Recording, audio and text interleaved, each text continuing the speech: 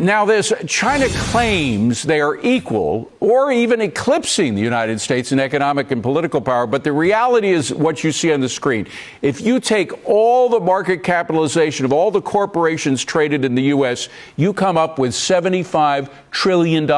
Guess what? China is just $11 trillion. It's we're about 4 or 5 times more rich than they are. I don't think it's an equal equation. I don't think Gordon Chang thinks it is either. Gordon, 6 times the wealth of China, and they're dealing with us as though, well, we're basically equal powers. Well, Xi Jinping on Thursday actually used the phrase new era, which is a period of time where China dominates the world and where the U.S. is nowhere to be seen.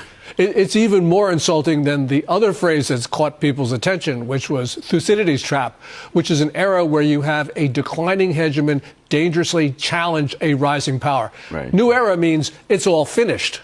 This is Marxist propaganda. That's what's coming out of China. It's kind of similar to what's coming out of Iran when they think that they have the cards in dealing with the United States, even though they've lost their leadership, they've lost all of their defenses, most of their military capabilities, and they're dictating terms to the United States. That's the problem. If China really believes this propaganda, which sometimes happens with communist countries, that could lead to some problems. Yeah, the reality is that President Trump is pushing China out of the Western Hemisphere. Panama, Venezuela, Cuba.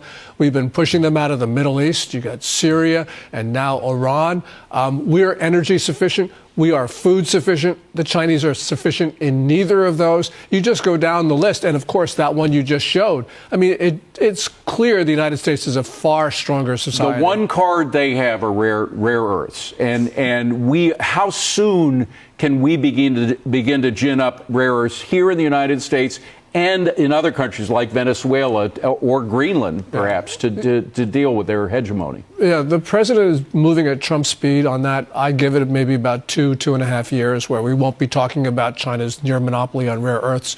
The one place where they are actually stronger are pharmaceuticals, where they have 100% monopoly on like 800 drugs that Americans use. I mean, that's just stunning. And there we're not moving as fast as we need to.